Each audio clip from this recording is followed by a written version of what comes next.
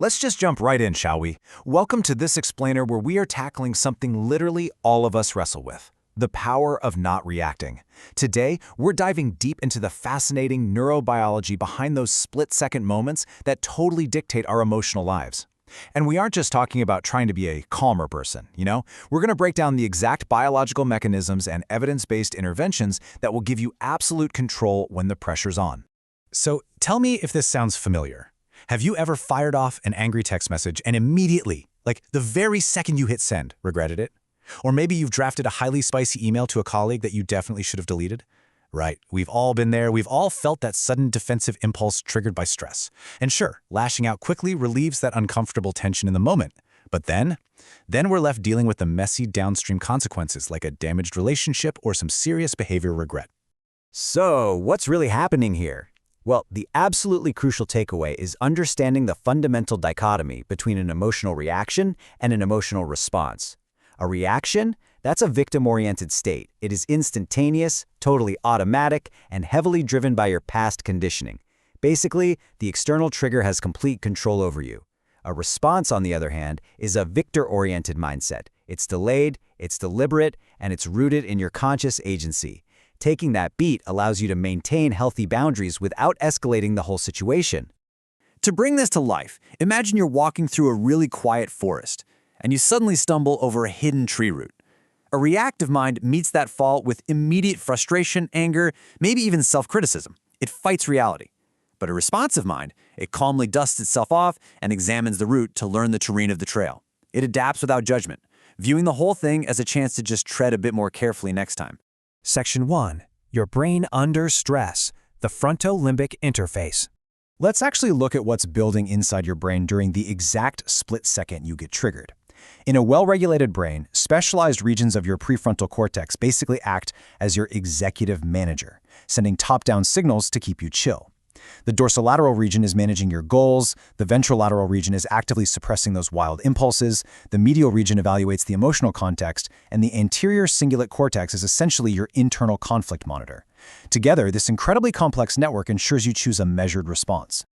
But here's the kicker. When acute stress hits, say a super aggressive driver cuts you off, or you get some harsh professional criticism, your amygdala, which is your brain's evolutionary alarm system, goes into hyperdrive. It processes the threat so insanely fast that it completely bypasses your slow, logical cortex. It triggers this cascade of neuromodulators that temporarily takes your executive manager offline. This is the infamous amygdala hijack, and it perfectly explains why all your intellectual knowledge about staying calm literally vanishes into thin air in high-stress situations.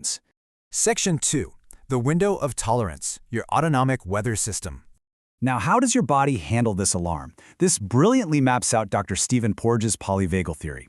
When you're in an optimal arousal state, your ventral vagus nerve acts literally like a brake on your heart, keeping you calm. But if a stressor is just too much, that brake releases. You shoot up into hyperarousal, pure sympathetic fight-or-flight panic with rapid breathing and a racing heart. Or, if it's an inescapable threat, you might drop down into hypoarousal, which is basically a state of complete shutdown, emotional numbness, and dissociation. And here's where it gets really interesting. We can actually measure this autonomic flexibility using heart rate variability, or HRV. You see, a healthy heart doesn't beat perfectly evenly like a metronome. A highly variable heart rhythm actually proves your vagal brake is working efficiently to keep you in that optimal window of social engagement. So, a high-resting HRV means you've got a highly resilient nervous system. You can bounce back rapidly from stress, rather than getting rigidly locked into a defensive panic mode. Section 3. Bottom-up emergency brakes, restoring physiological stability. Okay, so when your prefrontal cortex is hijacked and offline, you can't just think your way out of it.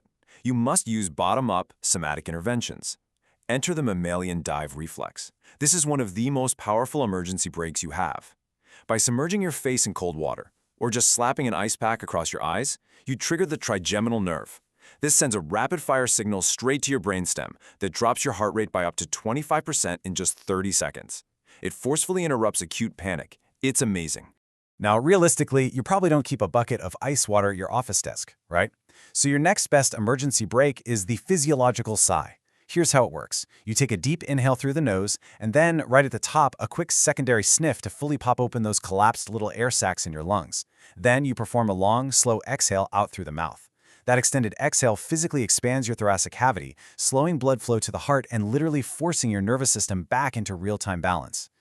Alternatively, you can totally shift your executive attention away from internal panic by using physical grounding techniques. Things like the 5-4-3-2-1 method, where you actively focus on naming 5 things you can see, 4 you can touch, 3 you can hear, and so on. These sensory inputs engage your cognitive control networks, quite literally pulling your brain out of its reactive subcortical loops and dragging that prefrontal cortex back online. Section 4. Top-down mind rewiring, reshaping the cognitive landscape. Once you're back in the driver's seat physiologically, it is time to build long-term cognitive resilience. Because how you choose to deal with an emotion entirely dictates your physiology. The evidence overwhelmingly points to cognitive reappraisal. This means consciously reinterpreting the meaning of a trigger early on, before the emotion completely escalates. Doing this naturally reduces amygdala activity. Conversely, expressive suppression, where you just grit your teeth and mask your intense feelings, is a total disaster. It skyrockets your blood pressure and drains your working memory, making you perform way worse at whatever you're trying to do. To really master reappraisal, you need to use something called emotional granularity. This is the practice of identifying and labeling your feelings with extreme precision. So instead of just saying, "I feel bad," you realize, "Oh, I feel disillusioned." Astonishingly, applying a highly precise linguistic label to your emotion actually engages your prefrontal cortex as a brake, dropping amygdala threat activity by roughly 20%. Think about that. Your words literally alter your brain's threat response. Another genuinely incredible top-down tool is the Pennebaker expressive writing paradigm. Look, keeping traumatic or highly stressful experiences a secret requires constant, ongoing physiological effort, which keeps your cortisol levels elevated. But by writing continuously about a deeply stressful experience for just 15 to 20 minutes over a few days, something shifts. Your linguistics change. You start using causal words like because. You're building explanatory frameworks that allow your nervous system to finally put down its chronic burdens and normalize those stress hormones. And if we're going to maintain this kind of emotional control, we have to fundamentally reframe how we view willpower. For years, science pushed ego depletion, basically the myth that willpower drains away just like a smartphone battery. Modern studies completely reject this. Willpower is actually driven by your mindset. Adopting a non-limited resource theory, the belief that mental energy is self-fueling and builds momentum, literally shifts your brain's motivational priorities. You stop succumbing to emotional fatigue because you no longer believe you're running out of gas. Section 5. Measuring growth. Quantifying clinical progress.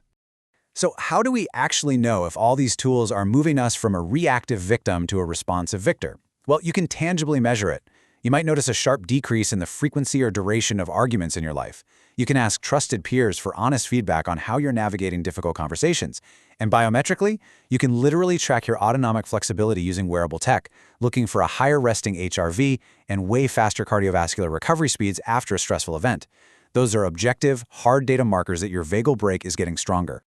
Section 6. Conclusion. Adjusting your sails. Let's tie all of this together. Ultimately, emotions are basically just fluctuating internal weather conditions, and you are the captain of the ship. Stoic mindfulness perfectly illustrates this kind of active regulation. By mentally rehearsing rational maxims, like this brilliant insight from Epictetus, you're essentially shoving your foot in a slamming door. It stops the emotional impulse from taking root and reminds you that your interpretation of the event, not the event itself, is what's actually causing your distress.